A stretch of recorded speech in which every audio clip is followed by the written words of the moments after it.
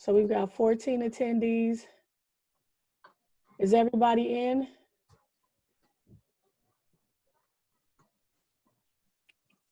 I'm going to assume you guys can all see us now. Okay. Let me just, Don, if you could see me, say something. If you can see the video, say something. Okay, good. Awesome. Okay, whew, this is awesome. Okay, so guys, we're gonna get started. I am Portia Taylor. For those of you who haven't met me, this is our first ever online writer prep workshop.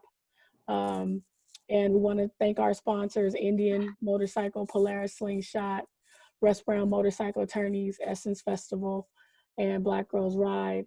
And our panelist for today is Allison Rocky Ha.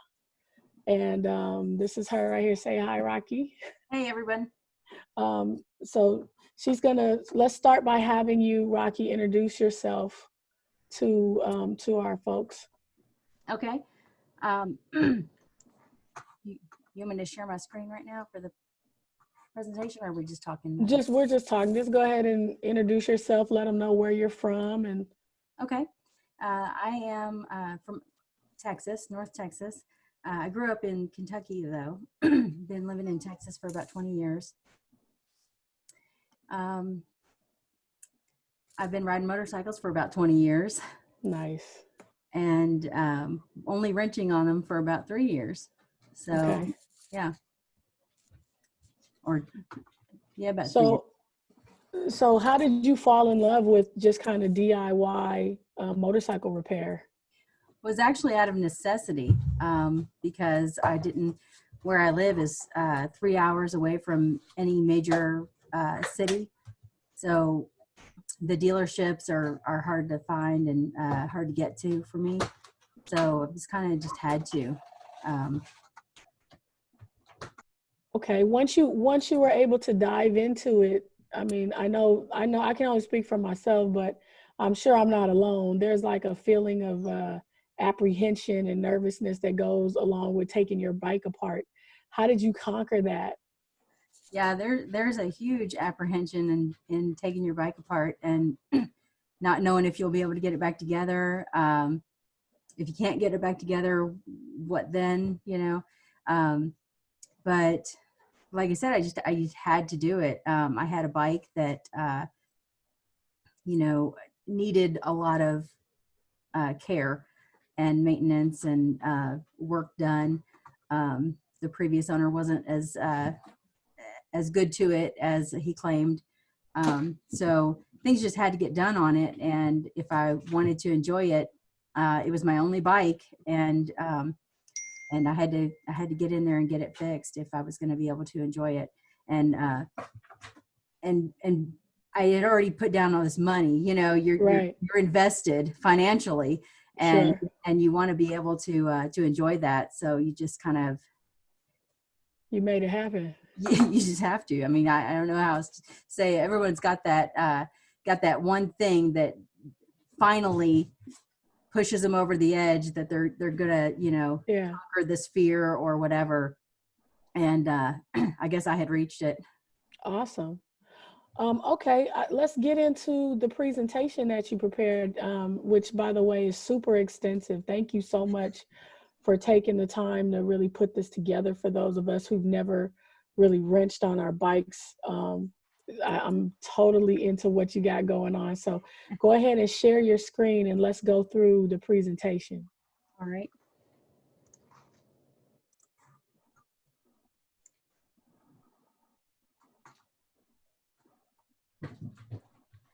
And for those of you guys that are watching, if you notice there's a Q&A section. If you want to leave your questions in the Q&A section, we're going to answer all of the questions after her presentation is done. So feel free to drop your questions here and we'll circle back to it a little bit later. Okay, Rocky, let's go. All right. Let me give a little more background on me. Like I said, I've been riding for about 20 years.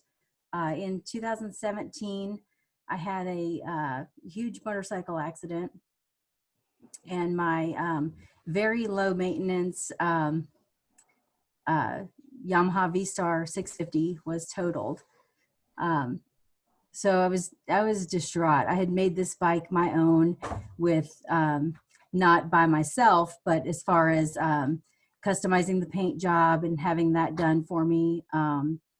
My husband lowered the bike for me in the back and really slammed it down. So I was just really digging the bike. It kind of was me. And I know a lot of you guys are going to relate to that. So when I lost that bike, I first thought about replacing it with another V-Star, but I would have to do exactly the same things to the new one that I had done to the old one to make it, enjoyable for me, to make it feel right. Right. And I just didn't think it could be replaced. So I thought, well, I'm just get something different, totally different. And I went searching, and I found a 2014 Ural Gear Up. Nice. Yeah, and it's down there in the bottom of the screen there. Okay. It's a Russian motorcycle with a sidecar. And if anybody knows about Urals, they're pretty maintenance heavy. And so here, me not having any experience, just purchased a motorcycle that was going to have to be wrenched on. So it kind of, like I said, out of necessity, I had to learn. Right. I learned how to use different resources. And within the first 2 years of owning it, I had already changed the head gaskets, set valve clearance, changed cold Wow. plates, changed and rerouted the fuel lines, replaced the fuel pump, changed the swing arm, Wow. and the drive shaft. Of course, replaced tires, changed brakes, added mods, and then diagnosed and misdiagnosed several issues. That's a lot. That's a lot. It is a lot. So especially when I hadn't done anything, and I mean on it, on bikes. So the only thing I had done mechanically was to go get my dad the next size socket. When, Okay. when I was helping him with, he'd always do all the work on our cars, on his cars. And so I would just be the gopher, okay, go get me a 17 millimeter. And so I'd run to the toolbox, and that's the extent of. But it got you kind of comfortable with handling tools. I knew what a socket did. Right. So yeah, I had, I guess, the very minor basics down. Okay. But I tell you, the best day that I had after I had gotten into being able to wrench on my own bike was to cancel a service appointment that I had, because I was at my end with the bike. I didn't know what was wrong with it. I couldn't figure it out. Nothing I tried seemed to fix the problem. And I came in. It was late. I came in the house and took care of the kids. I've got 3 kids, so I don't have a whole lot of time to be out in the garage, but came in, got them supper and all that, fixed them up, and then I went back out there. So I'm going to try it one more time. Maybe there's something I missed. Maybe there's something I'm not seeing. I'm going to attack it again, and I found it. Wow. And so the bike started, and I was able to the next morning, woke up as soon as they opened and called them and said, I'm going to cancel my service appointment because I fixed it myself. So you did. That's awesome. It was great. It was great. I was so happy, and it was proud, gives you a sense of accomplishment, and like, you know what, I can do anything on this bike now. I'm ready to do whatever is necessary. Yeah. Okay. Let's take us through your workshop. I'm excited. Everybody got your pen and your paper. Make sure you got something right with to take notes. No, but in all seriously though, after she's done, we have email addresses for everyone who registered. You guys will get a copy of this PowerPoint presentation for yourself. So if you haven't registered, or you have folks that might want a copy, make sure they register with us. It's free, but we want to make sure that we're able to reach out to you to give it to you. Yeah. So, okay, go ahead, Rocky. It's all you. All right. To get set up, you're going to want tools. You're going to need tools. And so some of the basic tools that you're going to need are a ratchet set, screwdrivers, Allen wrench set, a breaker bar for those hard to break loose bolts, wrenches, and a torque wrench for those torque specific bolts, and then scissors or a knife. You're probably going to need to cut some zip ties that are holding some stuff on your bike, and then to access other areas. You're also going to need some materials. Those might be gloves, shop towels, bike specific oil and oil filter, an oil catch pan, a funnel, general lubrication for various areas, a chain cleaner and chain lube, as well as a grunge brush to clean that chain, cable lube and cable lube tool to clean your cable, your throttle cables and clutch cable, a flashlight to see in those hard to find areas. The bike has a lot of shadowed areas that you need to get a better view on, so you'll want a flashlight. I know we talked earlier, Portia, about the headlight flashlight, the one that on the Right. hand. Those are super helpful so you can keep both hands on the project. Sure. But your phone flashlight is great too in a pinch. You know, brake fluid and some blue Loctite for bolts. Okay. All right. Resources are super important. It doesn't help to have all the other materials and tools if you don't know how to apply them. So how you learn to apply them is with these resources. Owner's manual, repair service manual, exploded diagrams, online forums, writer groups, workshops, and YouTube videos. Owner's manual, that should come with your bike. Each bike has one when you buy it new. If you buy a used bike and they don't have the owner's manual with it, you can download this on dealers' websites or anywhere online. Just do a search for your specific. Do a search for your make and model, and you'll find it. And year. And the year, right? Repairs or service manuals, those are important tools to help you navigate things like oil changes or brake pad change, anything really that you do yourself on your bike. This is like a how-to manual. Right. For those that it's important to note that it's different than the instruction booklet.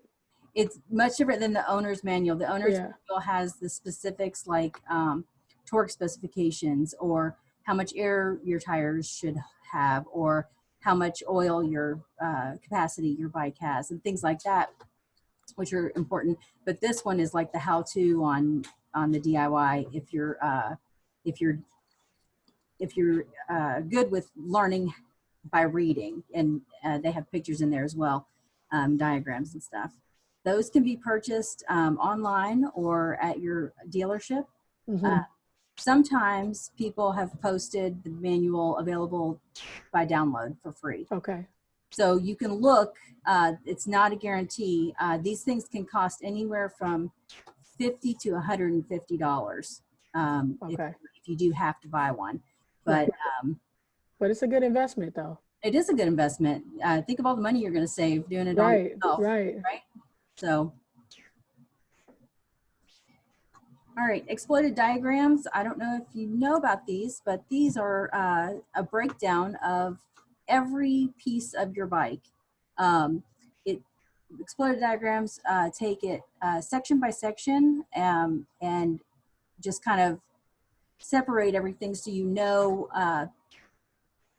what's connected to what and how things function.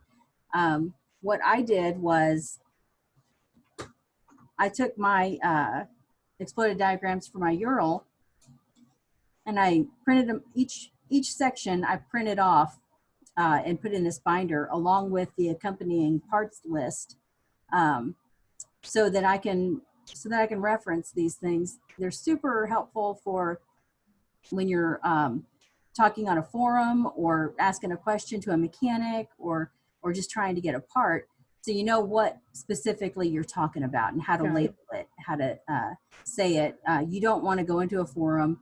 I mean, I don't care if you do go into a forum saying the thingy next to the thingy, and it's just, you don't come off well. And that's not the issue. The issue is that you're not going to be received well. And so, people won't take you seriously. They'll just say, brush you off and take your stuff to a mechanic because, you don't know what you're doing and you're going to end up messing something up, and so you get that negativity if you don't call things appropriately. So these are helpful. They can be found online at your OEM parts sellers, Partzilla, PartShark. Ronnie's Harley, noticed had Harley stuff. I've never owned a Harley, but I did research and found that Ronnie's Harley online has exploded diagrams for Harleys. And I think I found Indian parts on PartShark. Partzilla is going to have your Suzuki, Yamaha, Can-Am, Polaris on there. So. Okay, good. Online forums, you're going to want to join an online forum that's specific to your bike. Yep. So join a Yamaha V-Star 650 forum, or whatever bike it is that you have, to pose problems and issues that you have with your bike, because other people have probably had the same issue with their bike. Got it. And in those forums, I'll say that if you feel like you are getting that negativity, like you're not being received, and maybe a lot of women don't come off well in the groups. They feel like they're being condescended to or something like that. Yeah, just make a profile as a guy. Who cares? You know what? I don't think I would encourage that. I think the more that you try your best to speak intelligently about it, you'll get past the trolls, and there's going to be some genuine people that want to help you. And I think we're starting to see more and more women take initiative. So I don't want to do a guy's profile. We're just going to make sure that when we ask questions, we're super prepared with everything we need. Yeah. Yeah. Another place is rider groups. Okay.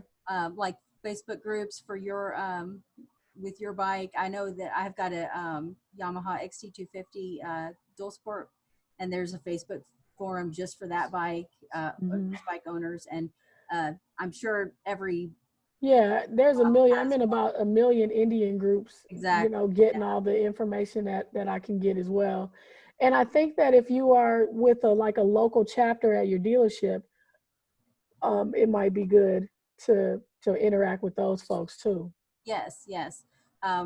So if you pose a mechanical question to a group that you're already social with, then it's more comfortable to receive that feedback in a group that you're already have presented yourself socially to. Right. Also, workshops are helpful. I have a workshop of my own. Oh, awesome. Yeah. Workshop. And so look for workshops at ladies' bike nights at your dealership. Sure. Or at rallies. I know your calendar is a bit muddy right now with everything that's going on, but do you have some coming up this summer? Well, I have two. I had two this summer. One in the middle of June has already been canceled. That rally event has been canceled due to COVID-19. Yeah.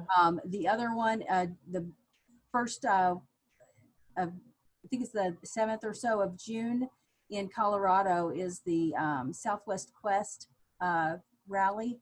Okay. And that one is still on so far. The announcement, I think they're going to make that early May of whether or not that's going to be canceled as well. Okay. So still on hold for that one. One that is definite in the works or definite on the calendar is in September. It's the Ladies in Leather. Yeah, I saw a flyer for that. So Yeah. Rocky, I think what we can do is when we send an email to them with the PowerPoint presentation, we'll include upcoming workshop links. That might be cool. Yeah, that'd be great. Yeah. Yeah, my workshop's going to be hands-on. So prepare to get dirty. Okay. So you're actually going to have a vehicle in front of you broken down and you're going to wrench on it. Yeah, I'm going to have all of my bikes there. Well, Wow. not all of them, okay, but I'll have my Ural, I'll have my sport bike and my dual sport there Okay. for things like either brake bleeding, clutch cable lubing, Okay. checking the oil, whatever we have time to get into, I'm up for it. So Awesome. definitely hands-on is the way I like to learn, and I think a lot of people get more comfortable when they can get dirty without anything without Okay. any expectation. Sounds good. Okay. So I think now I think we're gonna take a quick, Rocky, go ahead and unshare your screen. We're gonna do our first giveaway. All For right. those of you guys who've been kind of patiently rocking with us, we have put together some giveaway items from Indian Motorcycle. They agreed to sponsor us with some giveaways. So if you're in this panel, you're already registered to win. There's nothing that you need to do. We did a randomizer and we picked a few winners. So the first prize, I'm going to go ahead and share my screen so you guys can see what that looks like.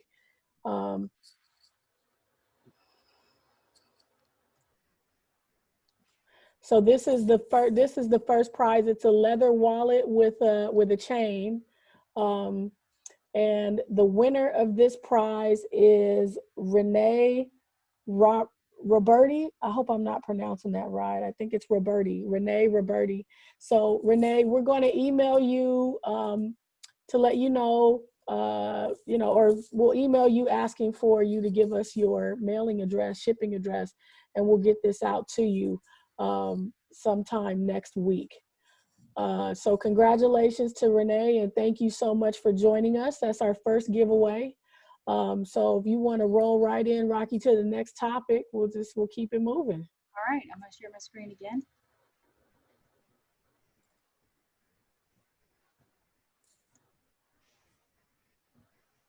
All right, we're ready for moto maintenance. These are my top 10 recommendations for keeping your bike on the road and safe. When you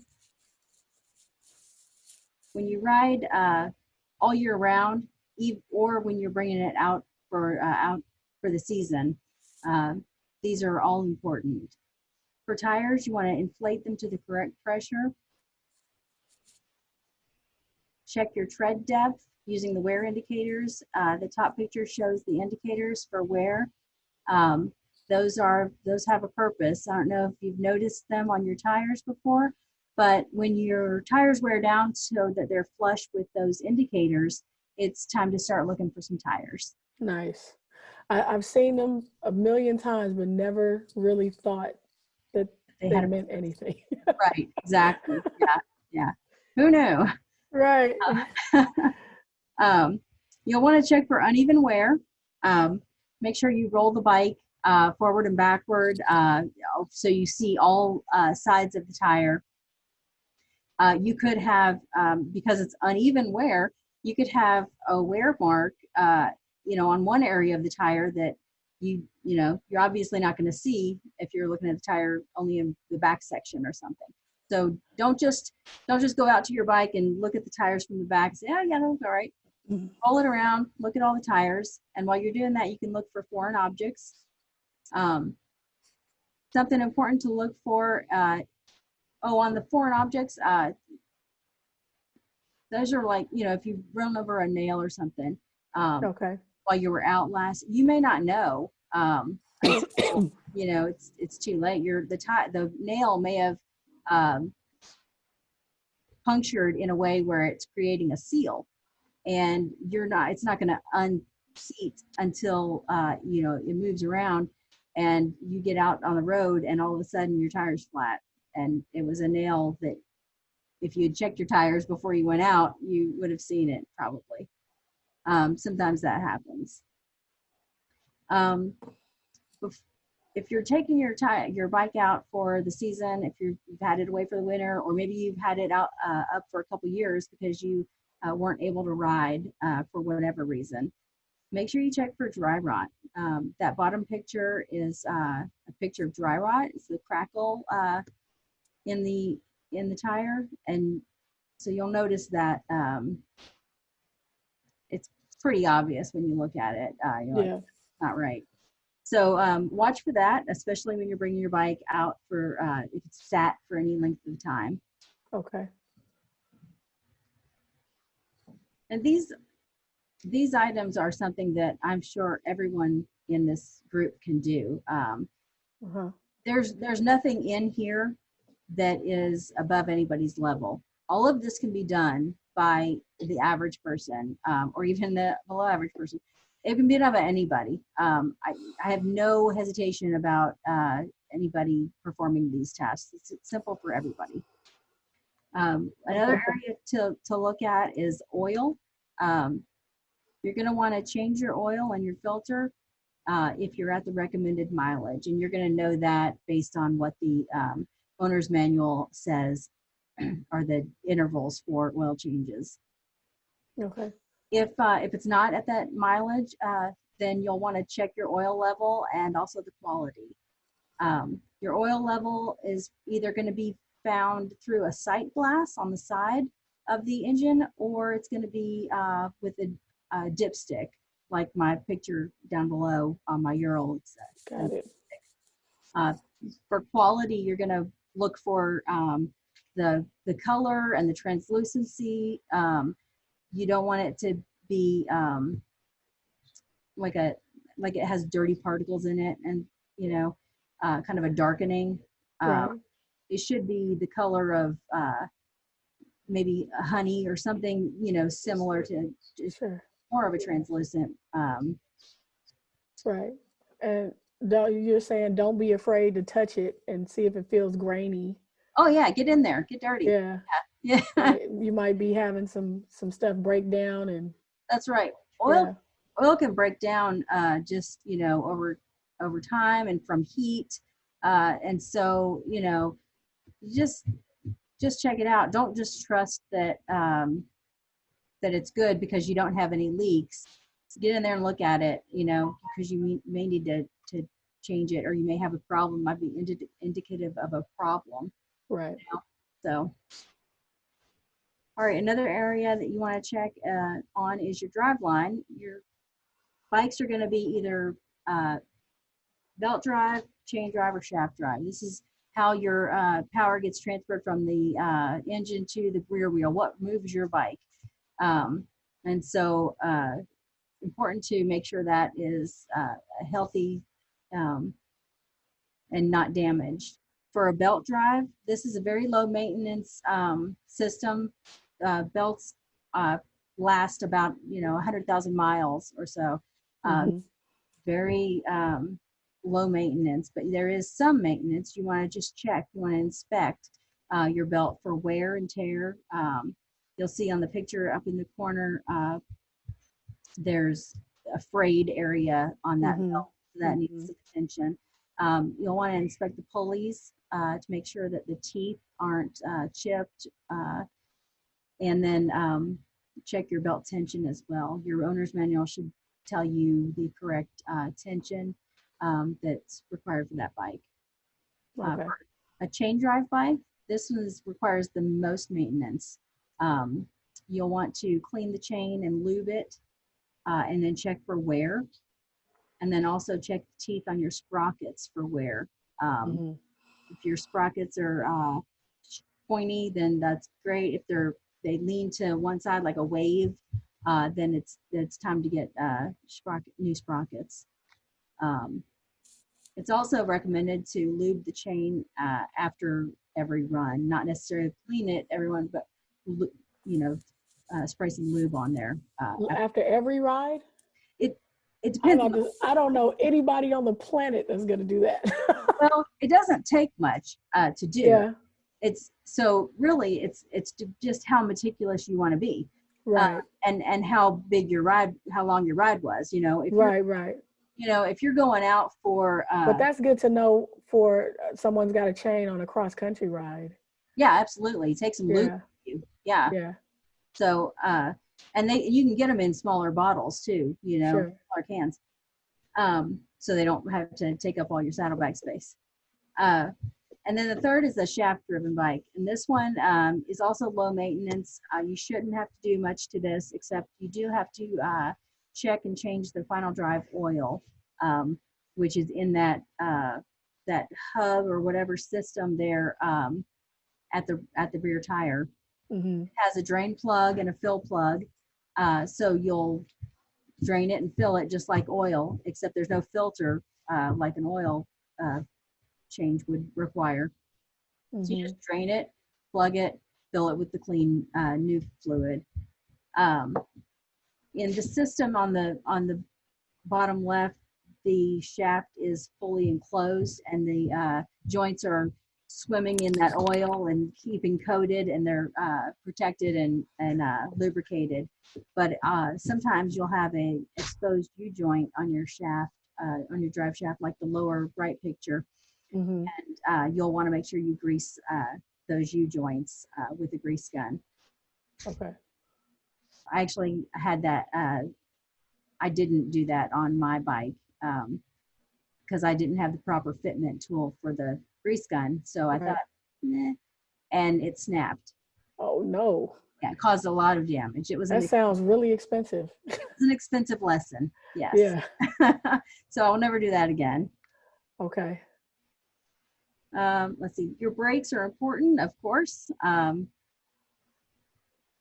Your brakes, there are brake fluid reservoirs, two to be concerned with. One is on the handlebars for your front brake, and then one's on toward the rear, maybe under the seat somewhere, but visible for the rear brake.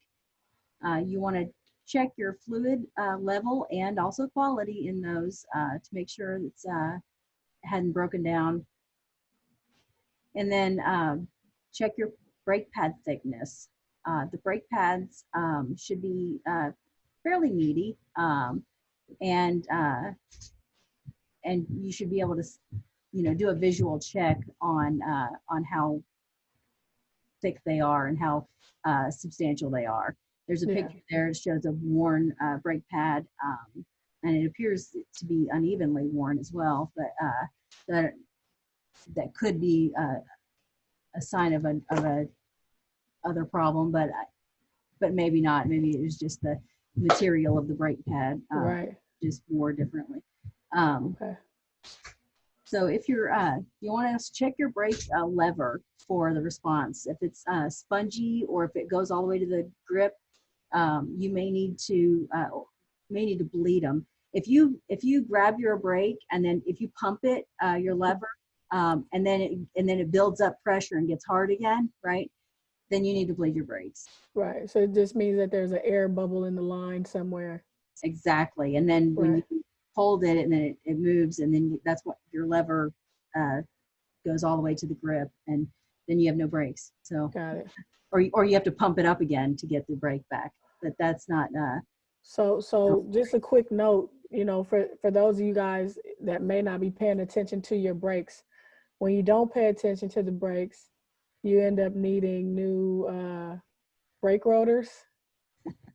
And those are way more expensive than the $20 or $30 you'd spend on the brake pad. So it's just something to keep in mind. My first bike got down to metal because I wasn't paying attention. Mhm. And that was the most expensive brake lesson that I ever had. Yeah, yeah, So that's an easy thing to keep an eye on. yeah. It really is. It's a visual check. I mean, so but as long as you know to do it, then you will. You know. It may be a little harder, especially on some of the bikes that have bags on them, especially for the rear brake. It's going to be a little tougher to see, but you know, if you can, you know, a lot of us have the quick release bags. It's worth doing it Yeah, once a month just to see, just to eyeball where you are. yeah, Because yeah. the last thing you want to do is be on a cross country ride not knowing that you need brakes. Absolutely. So Yeah. Yeah. All right, the next is the air filter. And these are in no particular order of importance. They're all equally important and will all help your bike perform its best. sure. You want to check the air filter every oil change. It may Okay. be replaced. It may be one that just gets cleaned. There's different brands. Some are reusable and some are have to be replaced. So you'll just have to want to check that. You'll see a really dirty air What's filter. the cost on an air filter usually? Oh, it depends. It's going to be bike specific. Like I've got one that is like $10. Okay. But my husband's R6 was like, I don't know, 40 or more. It was Right. crazy. Yeah. So it just depends on the bike. Right. So and on some bikes you'll see it on the side like that, like the Indian in the picture, Sure. that 100th anniversary Yeah. cover. Um, Yeah. and then some will be underneath the tank, above the engine. And I know, that's usually your sport bikes. The sport yeah, bike air filters are going to be under the tank. right. Hmm. Yep.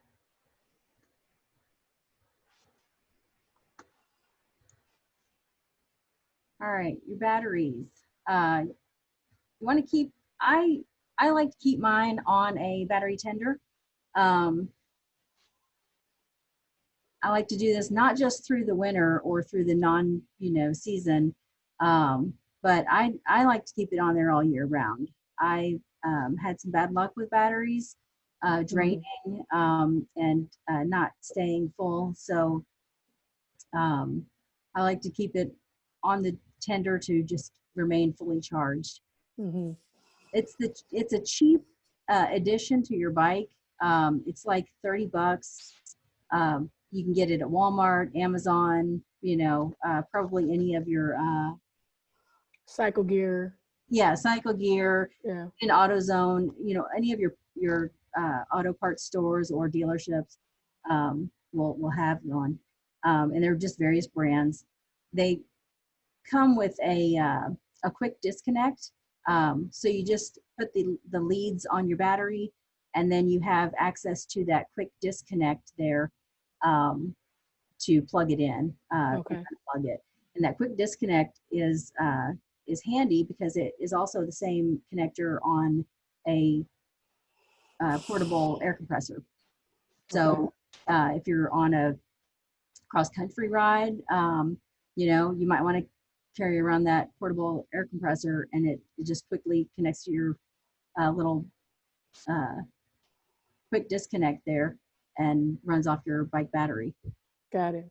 Other than that, you'll just want to keep your terminals clean. Corrosion's not a big thing on a motorcycle battery, but more on an automotive battery. But you still want to just check. Okay. Sometimes if you don't have, it seems like you don't have any power. It might just be a connection bad. Right. That's bad.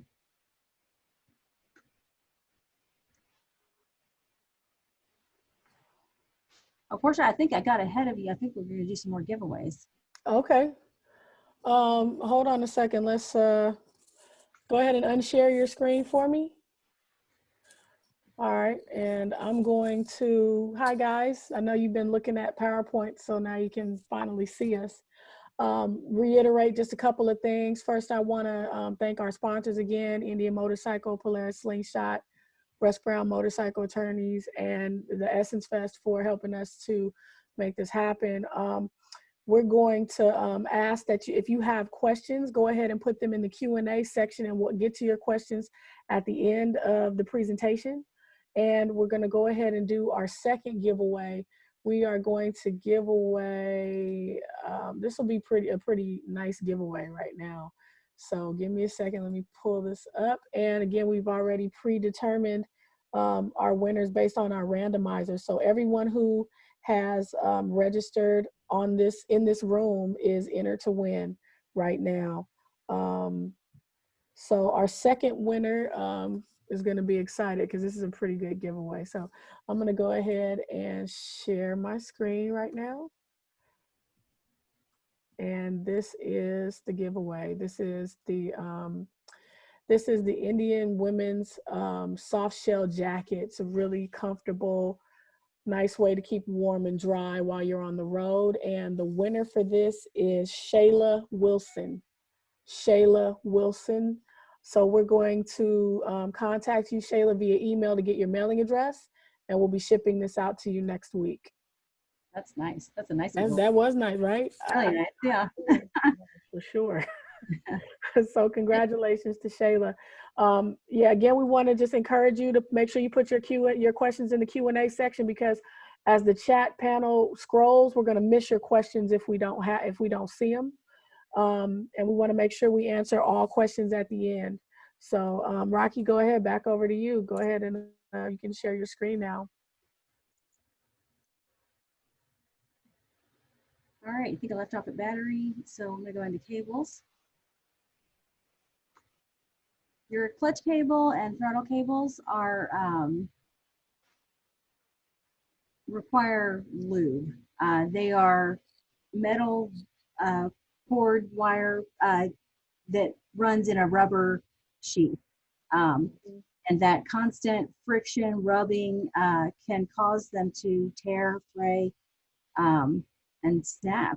You could be left on a road trip with your clutch cable snap. Yeah, so a simple, really cheap way to maintain that is with the cable lube and a cable lube tool.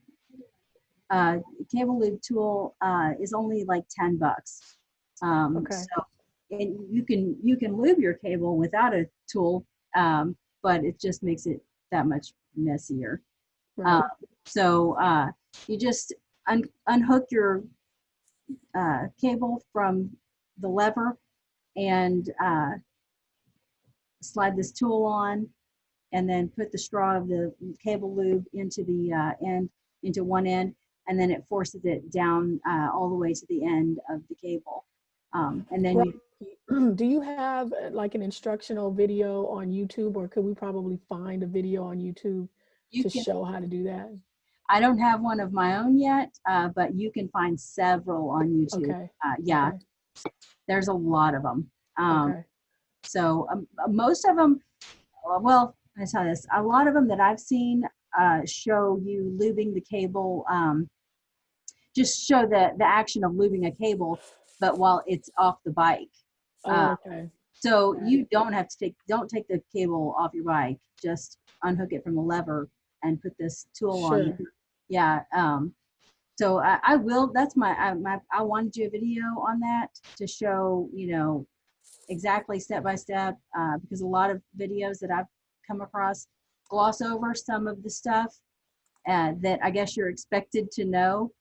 And so you're left thinking, well, how did he get to that step? So I do want to do a video that shows, exactly. Yeah, I think that would be great. When you get that done, which is probably going to be in the next week or so, because I know you, and we'll just go ahead and share that and just add it to the instructional panel. Okay. All right. Great. Yeah, I think it's a good look. So yeah, go ahead and you got it. I think it sounds pretty easy. Yeah, it really is. It's I was, this is one of those things that I was apprehensive about, and I was like, I don't know how to do this. I don't know how that tool works. I don't know how it fits on the cable. And once I learned, I was like, oh darn, that's so easy. Right. What was I waiting for? Right. Yeah, So yeah. yeah, and the cable lube, you can really use any lube, but people recommend cable lube because it's a certain viscosity or certain, thickness. It will coat and hang on to the cable better, or, there's various kinds of cable lube, and, there's always a discussion like which oil should you use, and it's a Right. huge, debate, and really anything's better than nothing. Right. So, Right. Right. throw something in there and get it lubed up so you're not causing that friction and the fraying. Okay. Do you want to do another giveaway now, or do you want to maybe press Go on? ahead and do the next one. And then we'll do one. All right. Your radiator. Not a lot of bikes have radiators. A lot of them are air cooled. I do not have a bike with a radiator. Mine are all air cooled. Yeah, the sport bikes a lot of the sport bikes have radiators. So, like your Suzuki Gixxers, your R1s, a lot of those have radiators to keep the engine cool.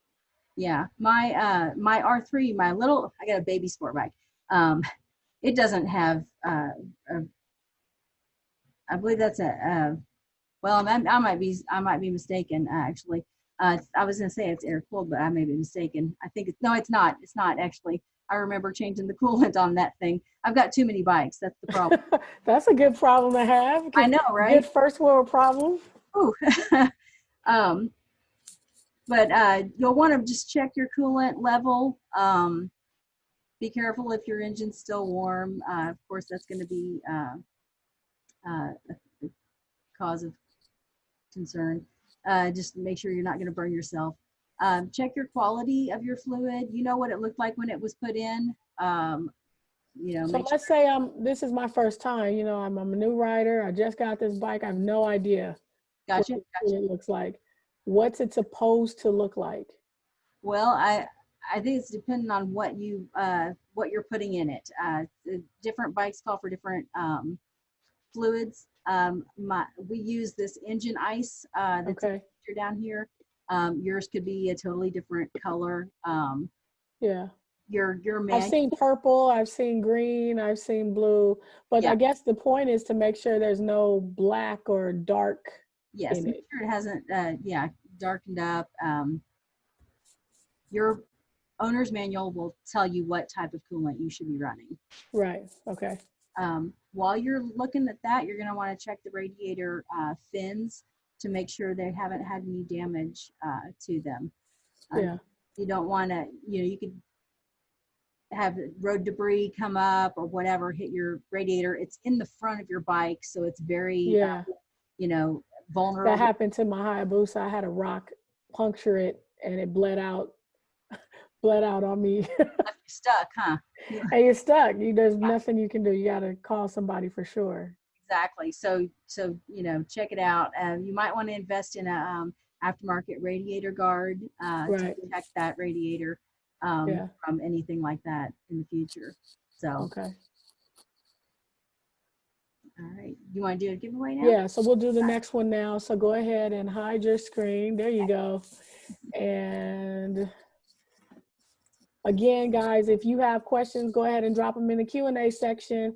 We want to thank our sponsors again, Indian Motorcycle, Polaris Slingshot, Russ Brown Motorcycle Attorneys, and Essence Fest for helping to make this happen for us. Our next giveaway is going to be these are good. Yeah, let's do those. You got some good stuff. Okay, hold on a second. Okay, let me hit the share screen button. And here we go. So these are Indian Women Classic gloves. These are, I have a pair of these, so I can tell you they're very comfortable riding gloves.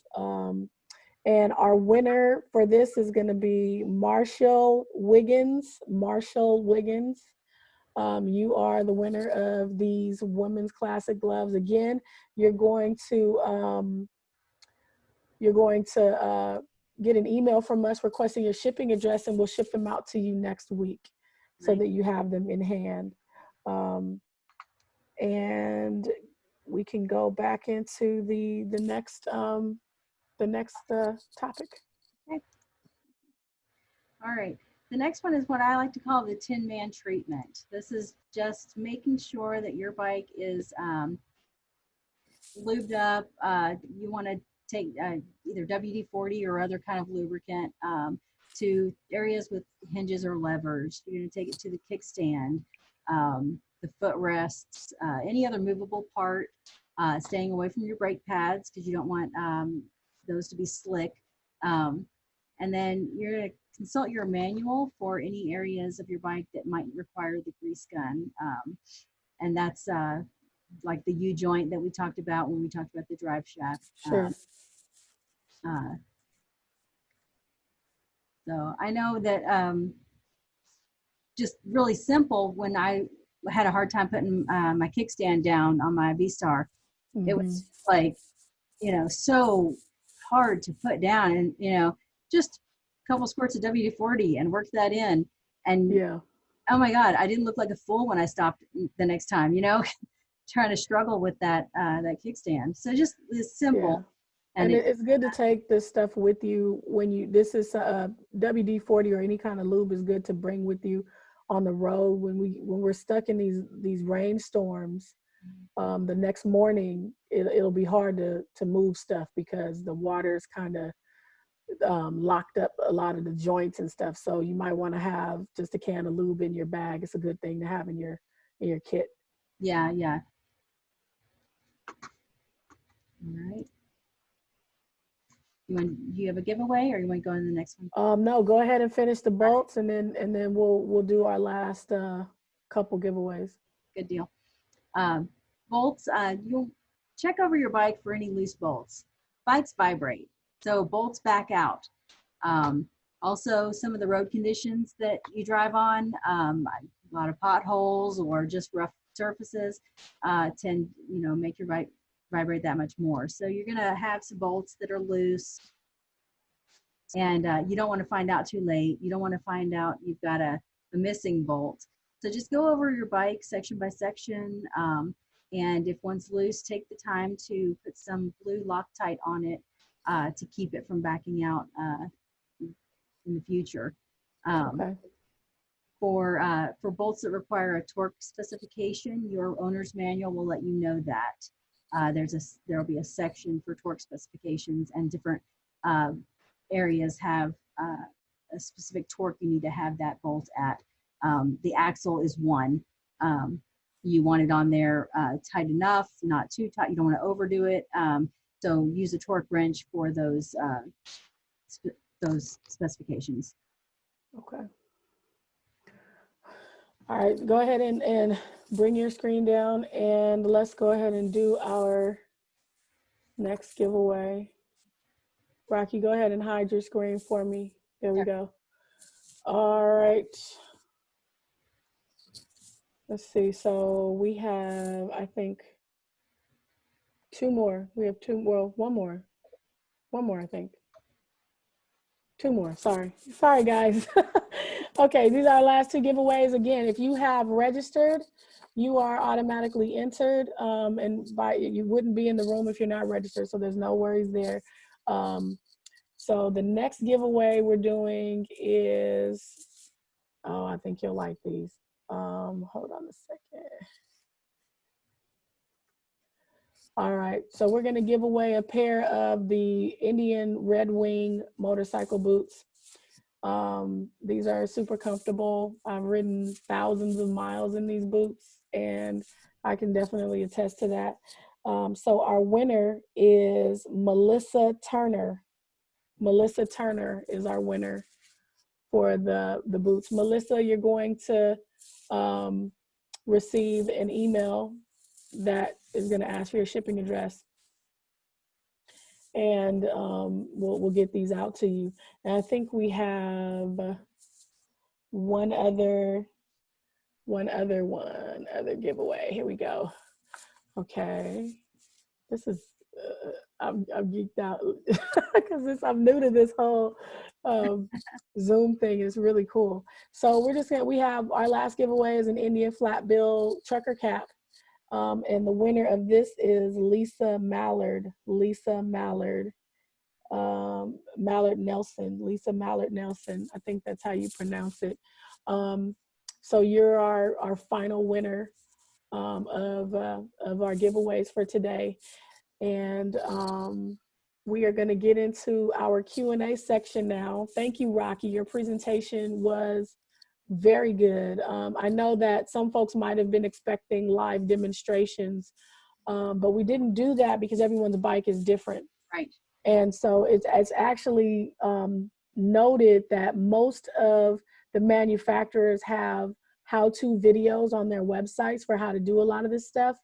Yeah. And we'd rather you get the demonstration directly from your manufacturer than to assume based on what Rocky's doing that your bike is the same type. I think that just keeps everyone safe in that way. But at her live events, she is going to have live presentations on how to break some of this stuff down. And she's going to show us how to lube our cable. That's definitely one that I think is universal. It is. Okay, so are you ready for the Q&A? If you haven't yet, rather, put your questions on the Q&A side and we're going to get to them right now. Rocky, are you ready? I'm ready. Okay, so Renee says, what tools do you recommend taking along on a multi-week ride? Okay.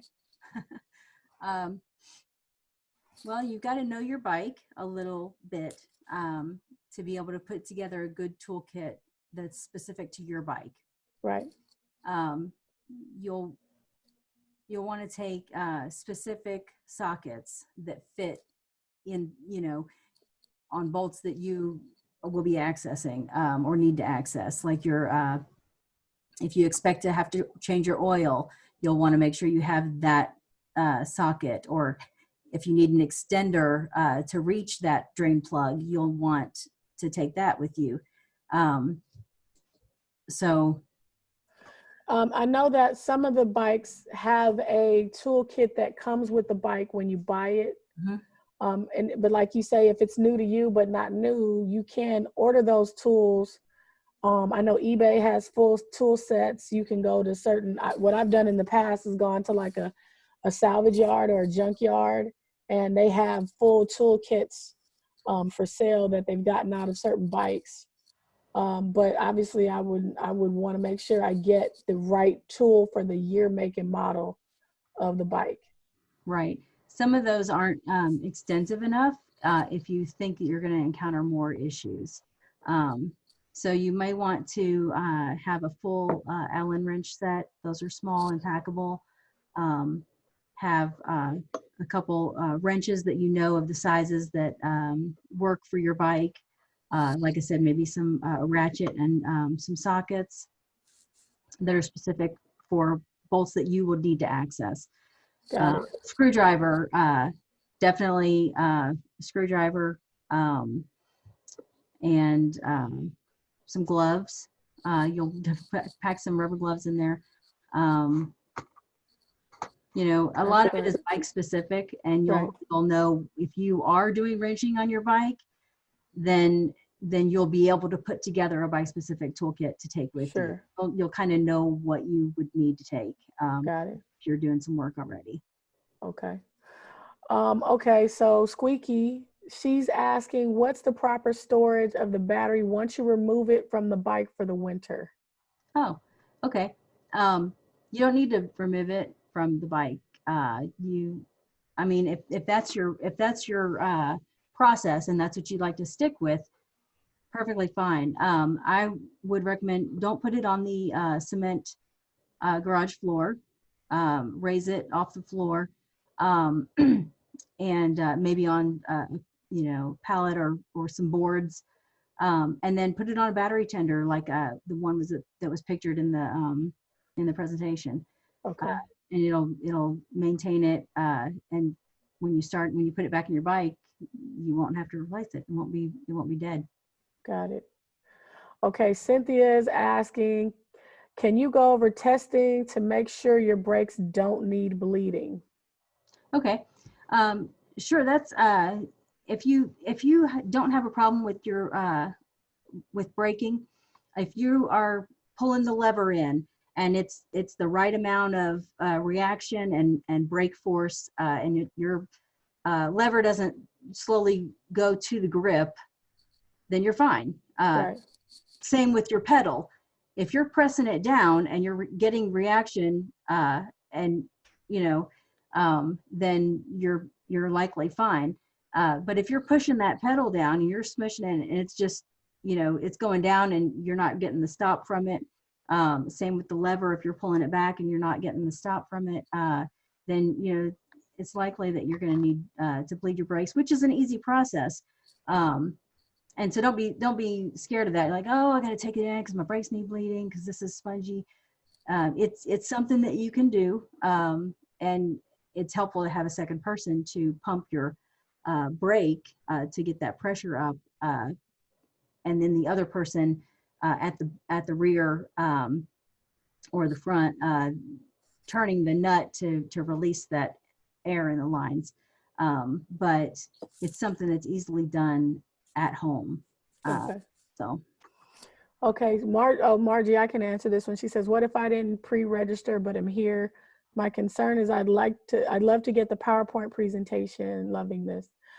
So yeah, so if you registered, if we have you in this chat right now, then you're registered, and everyone who's registered with us will get a copy of the PowerPoint for you guys to have as you need it. And we want to thank you so much, Rocky, for doing that for us. This is amazing. Thank you. Thanks. So the next question is from Unessa. She says, all right, I just answered that one. There we go. Kathy says, this is great. When's the next one? Kathy, we will work to get one done for you over the next 3 weeks. Stand by. Make sure you're following Beautiful Bikers or Black Girls Ride on Facebook. That's where we'll be posting the information. If you're not in our Black Girls Ride Facebook group, please join the group. It's Black Girls Ride. It's Facebook.com/groups/Black Girls Ride there. I'm going to type that in the chat so you guys have it too. But make sure you're in there because that's where you guys get a lot of information fast and, ahead of time. So Sandra says, did you discuss synthetic versus fossil oil? Which brands are better? Synthetic versus fossil. Do you have any opinions on that? Oil discussion. This is something that has been long debated for years. I mean, you're going to have people in a forum tell you to use a certain specific oil, and then you're going to have 5 other people tell you 5 other different oils to use. Right, because then I keep hearing Motul as a big name brand oil, but then I use brand specific oil. I figure they built the bike, they know what's best for it. Yeah. I guess it's different for everybody. Yeah. We use Yamalube for our Yamahas. Mm-hmm. And then I use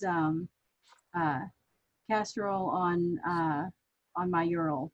So, but I've heard people say, use Redline or I use castor oil in my BMW. So yeah. So I mean, it's BMW car. If you're gonna go, you can't go wrong with the recommendation from the manufacturer. Right. I'll say that. That's the safest way to go. That's the safest way to go. I like it. You're not gonna go wrong with that. Okay. And then so Angela says, not really a question, but on a used bike, it's wise to check the date code on your tires. Can you talk a little bit about the date code and what that means and how to find it? Yeah, sure. Yeah, date code, absolutely, because you could, previous owner is going to tell you, yeah, these tires are, a year old. When you look on the tire and you can tell, there's a 2-digit code for the week made and the 2-digit code for the year that it was made. So, so you'll be able to tell, like it says, 2118. That's the 21st week of the year of 2018. Got it. So you'll, it's a little code, you know, along the sidewall of the tire. Sure. If you look for 4 digits together, that's, and they're not separated with a slash. It's just 4 digits. So it's Right.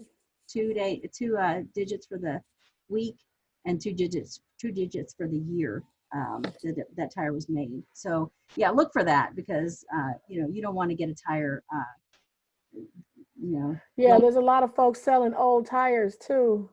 Also, just note too that your tire has a limited warranty. So if it's, you know, I know that I found that out the hard way. I had a brand new bike that the tires on it were actually out of warranty, even though the bike was brand new. Oh, Right. So just yeah, be mindful of that and something to take a look at before you drive off the lot for sure. for sure. Okay, so we got a couple of questions. Angel Owen says, I recently got new tires and my bike manual says to have 32 PSI and the tire I bought says to use 41 PSI, which is correct? The manufacturer. The manufacturer is correct. Well, okay, so I'll say this.